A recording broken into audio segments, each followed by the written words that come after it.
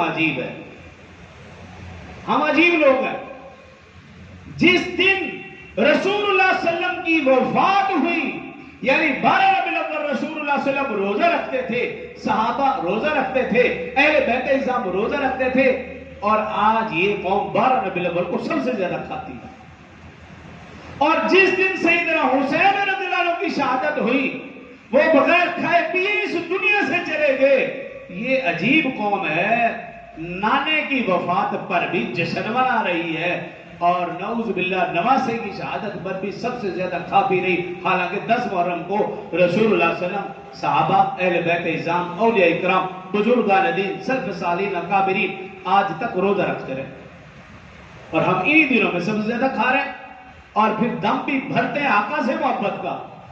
دم بھی بھرتے ہیں سیدنا حسین رضی اللہ عنہ سے محبت کا اور غم کا، اور ہمارا عمل بالکل منافق۔